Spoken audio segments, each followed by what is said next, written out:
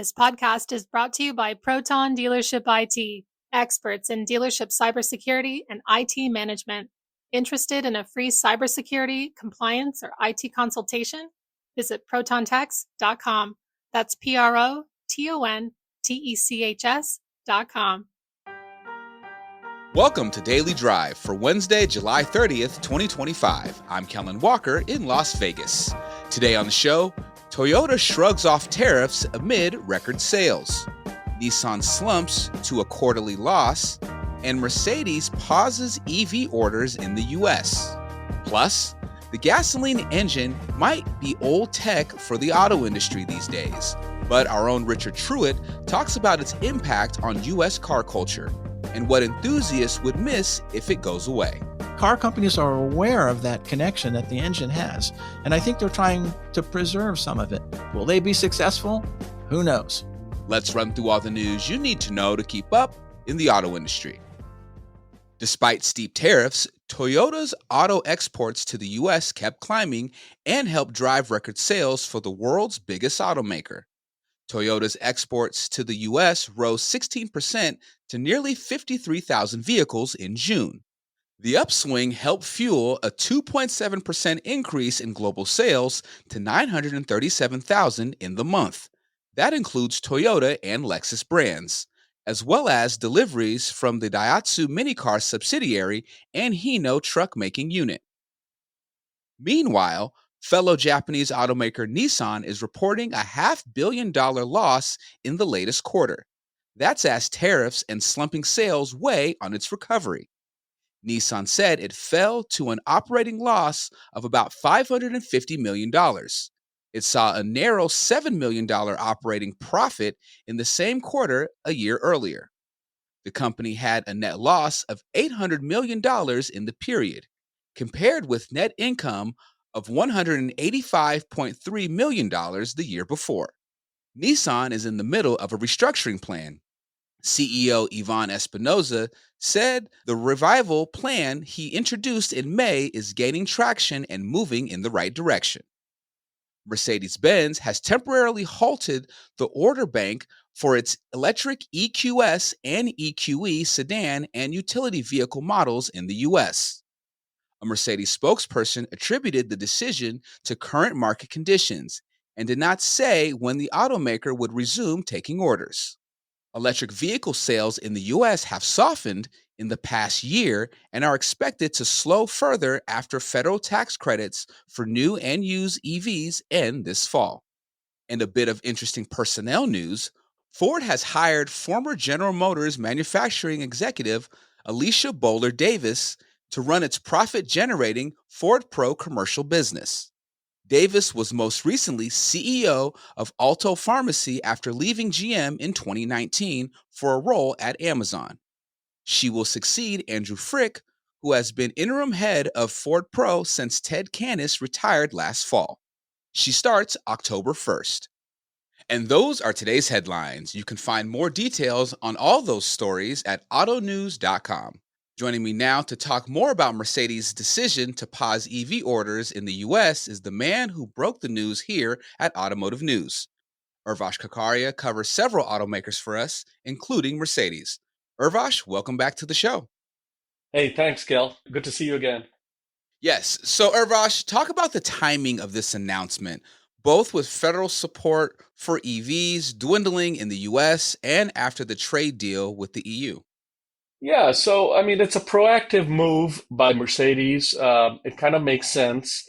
Demand for EVs were already softening, especially for Mercedes-Benz, and it's likely to fall even more once the federal tax credits get pulled on September 31st. So they realize that demand for EVs is going to fall, so they're going to get ahead of it by slowing production of EVs and not taking orders for the time being. It kind of helps them in two ways. One, it kind of puts a limit on, it helps them control their inventory, their day supply, which means that they have to put less money in incentivizing the cars to help sell them. It also, from a production standpoint, it also creates capacity in Tuscaloosa where they build the EVs alongside the GLS and the GLE crossover and SUVs. These are in high demand in the US, as you can imagine.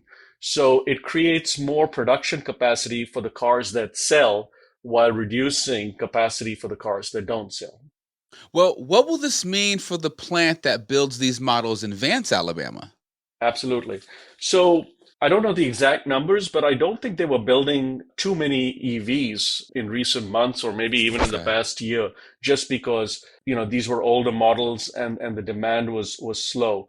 But really, like I said, what it does is it allows Mercedes to ramp up production of the combustion engine cars, which are in high demand in the US. And regarding the EVs, even though they're pausing orders and pausing production of the EVs, that's only for the US market. They export these EVs around the world. So, and they will continue to build those cars. And I think there's, under the new US EU tariff deal, these automakers will also be able to get a break or will be able to get the tariffs that they pay on cars that they import into the US. Those will be offset for every car they export from the US. So by creating more capacity, they can also increase exports, which will then help them save the cost of the tariffs on the cars that they do bring into the US from Europe. Perfect. Urvash, thank you so much for joining me. Absolutely. Thank you.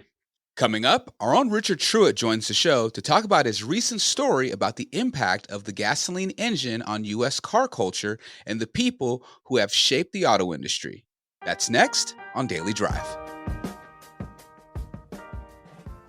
While you provide top-notch support to your team and customers every day, is anyone taking the time to ensure your sensitive data remains secure?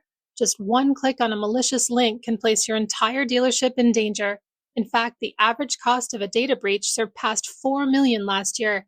Stay one step ahead by understanding the threats and minimizing your risk. Proton Dealership IT works around the clock to provide you with support 24/7, 365. Operating out of a cutting-edge security operations center located in the USA, Proton continuously monitors, detects, and responds to your potential network issues or cyber threats. You've got a lot on your plate. Keep your focus on where it matters most, your customers. We'll handle the cyber support. Learn more about our comprehensive services at protontex.com. That's PROTONTECHS.com. Welcome back to Daily Drive. I'm Kellen Walker. The engine accounts for about 20% of the content of the average automobile, but it's often more than the sum of its parts. And its outsized role has helped fuel the passion for the automobile for a century. That's what our own Richard Truitt wrote recently as part of Automotive News' 100th anniversary.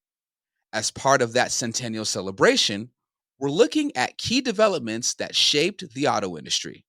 Richard Truitt joins me now from our offices in Detroit to talk about his look back at the combustion engine's impact on the industry and American culture. Richard Truitt, welcome back to Daily Drive. Thanks. It's great to be here, Cal. So, Richard, Automotive News is celebrating its 100-year centennial, and you wrote a piece about how engines have fueled America's passion for cars. You spoke with industry executives down to builders about their passion for engines and the power that they deliver.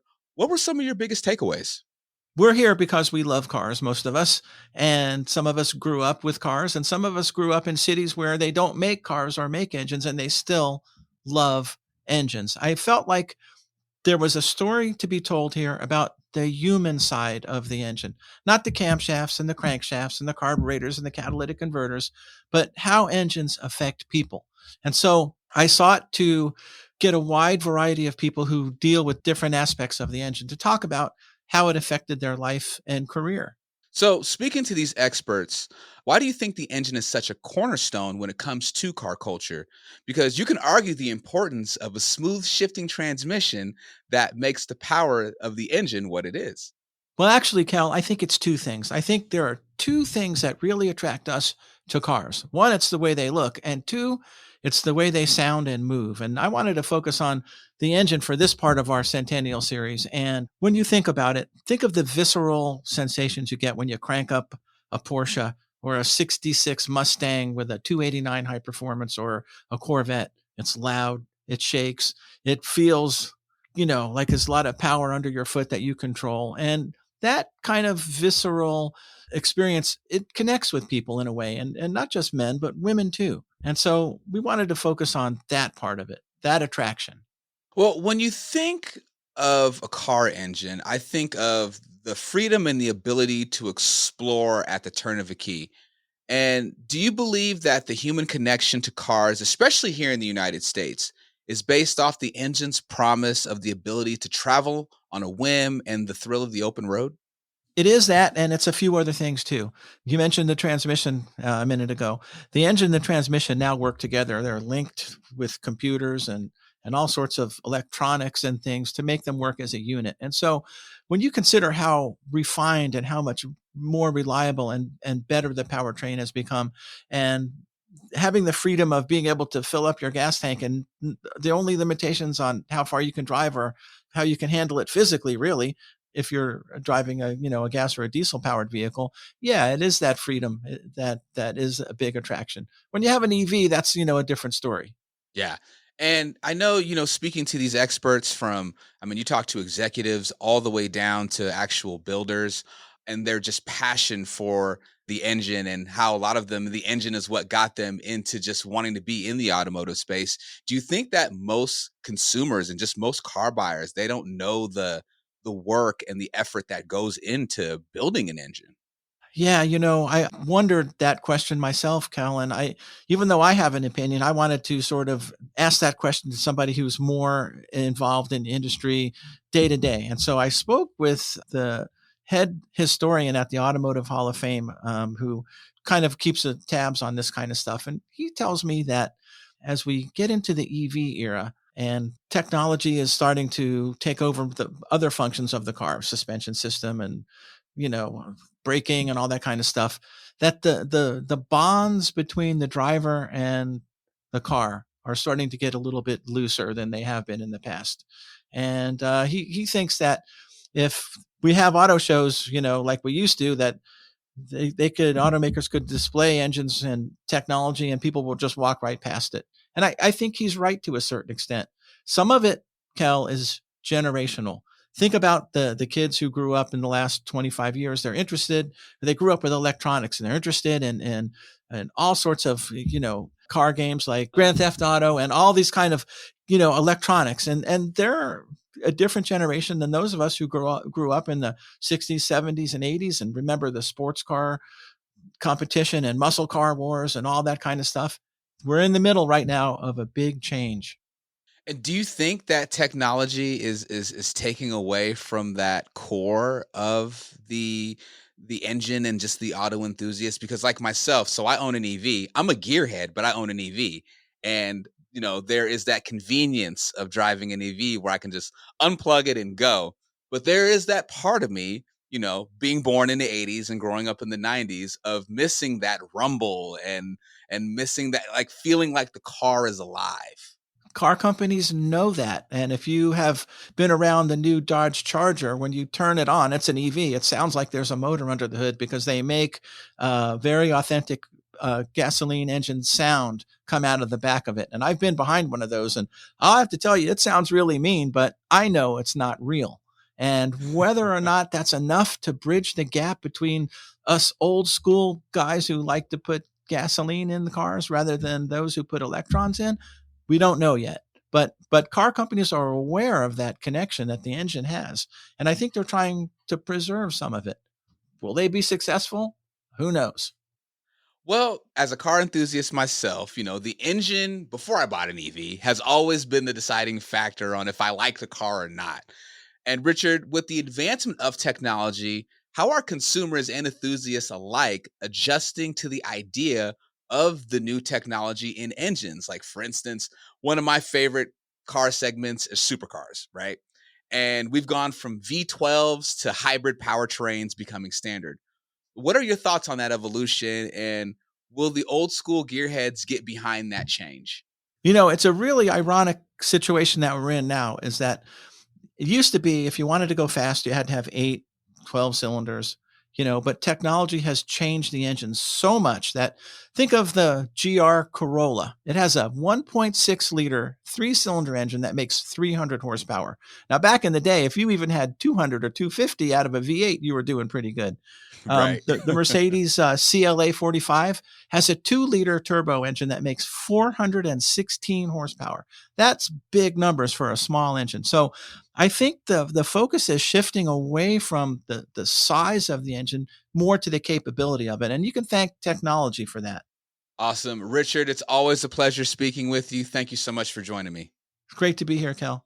To read more about Richard's article, How Engines Fueled America's Passion for the Car, head over to autonews.com.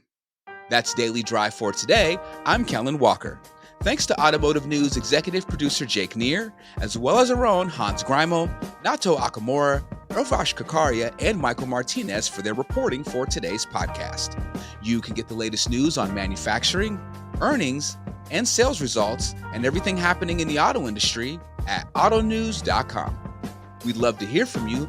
Let us know what you think of the show and the topics we covered today. Send us an email at dailydrive@autonews.com or leave us a voicemail at 313-444-2774. And if you enjoy the podcast, remember to like, leave a review, and subscribe so you never miss an episode.